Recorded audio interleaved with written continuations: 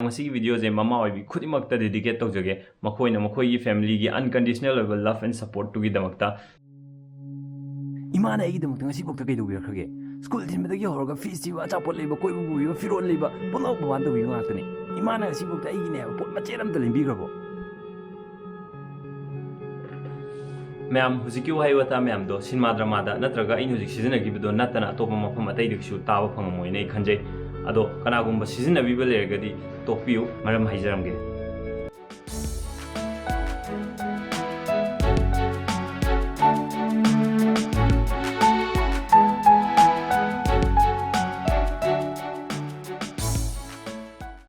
ma'am ngasi video sidadi imana tawba thabo aina thengnajarapo khara do share tawjaramge ma'am ga manabasu yai manaramdabasu yai sina aigi oiba aina thengnajagiba singdune ayung ta hogatpa imungi wairam sitpa laidu katpa ayuki cha lonba adu loirga chak amuk thongba ma'am pijaba loirga kon phengamaga office nangna bong chatba si ma'am je pung 9 gi manungda tawdune yumdagi pung 9 makhai dagi thoani office ki timing 9 jenangnaba office te yongnaba ado sigi aina hoji haijari bu poche yum amaga di manaroi si debatable oini nupana mateng pangjanba imung yaramgani pangdaba nupina dum si myam je loi tokjaba yaramgani adubu sina igi oi wari ni ngasi gi wari je khoina saudringe khoina ngang oi gi wari ne pung 8 deina 5 bok sidi akhoi ma je office dum leni office ki tamuk myam tawdan leni aduga pung 5 dar office gi yum hala kan jida mu macha khoina chakhairambo school halaga chakhairambo myam jung loi loiselani adu loiselaba matungda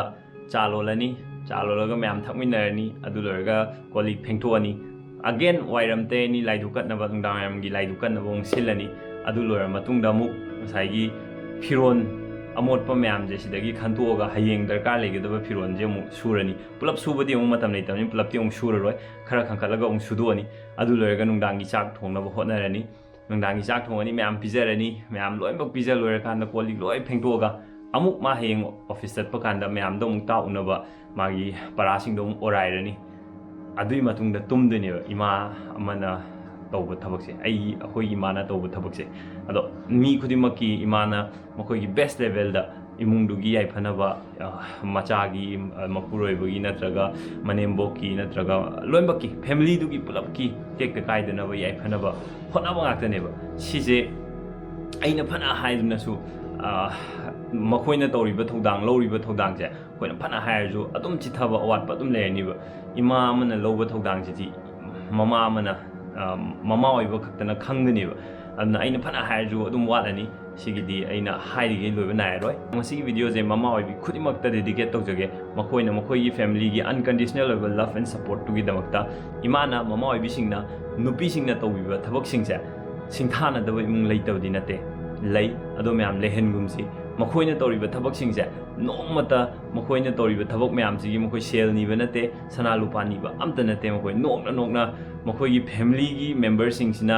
ma harauna mai pakna aduga mithoi mihen bo oirakpodo adu khatane makhoina pamjari ji akhoina mithoi mihen bo oirakpodo adu dai du da makhoi gi apen bo oijari ni masdai ja akhoina sel gi mateng imana sel gi mateng pangde hani mabu kaidungungda nungaitanaba natraga magi thamoi sokna wahi amata sijanaroi sel thoktoba imana sel ga mai leinaba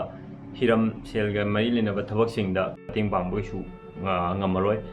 ipana sel thoiba imungdugi sel thoiba miduna dum sel gi matang da dum mana mateng pangba mana tawba thabakna dum hendi helani masai mamang da dialogue ma yawbodo adu adum hendi helani adu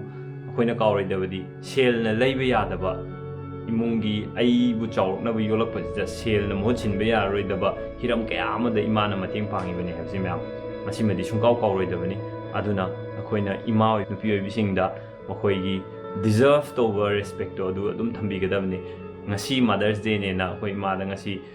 celebrate tawraga cake pizaraga heng nongala kawthokdo adu nate every day should be mothers day ai si thamjage ima bu harauna thamsi masi hayadana bababu natraga pabungbu mirahiro haibadi nachade adubu ima bisingna deserve to respect to myam numit khudingi edu ningsingaga khoi khong thangminasi ngasi video ta sida losinjare happy mothers day to all thank you bye bye